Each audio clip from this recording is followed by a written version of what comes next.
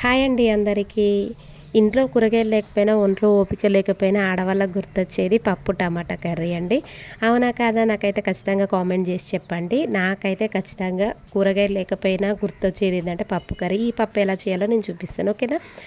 First అయితే పప్పునైతే మంచిగా క్లీన్గా కడిగి వాష్ చేసి పక్కన పెట్టేసుకున్నాను. దాంట్లోకి అయితే ఒక 2 టమాటాలు, 3 పచ్చిమిరపకాయలు తీసుకొని కడిగి పెద్ద పెద్ద ముక్కలుగా కట్ చేసుకొని అయితే ఆ పప్పులో అయితే వేసుకున్నాను.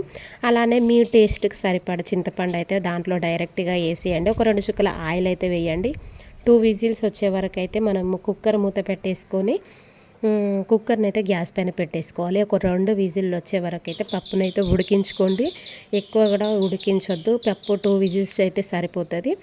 దాంట్లోనే ఉప్పు, కారం, పసుపు అనేది వేసి మంచిగా మిక్స్ చేసుకోండి. మంచిగా కలిపిన తర్వాత అది ఒక మరిగే వరకు, ఒక 5 నిమిషాలు మరిగే వరకు పక్కన మరిగించుకోవాలి. అలానే పక్కన ఒక కడాయి తీసుకొని దాంట్లో కడాయి వేడెక్కాక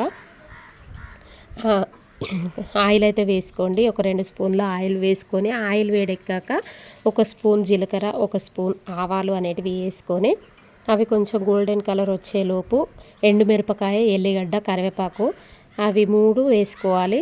మంచిగా గోల్డెన్ కలర్ వచ్చే వరకు అయితే వీటిని ఫ్రై చేసుకోండి. చూస్తున్నారు కదా, వీడియోలో చూపిస్తున్న విధంగా కొంచెం గోల్డెన్ కలర్ రాగానే పప్పు అనే దాంట్లో వేసుకోండి.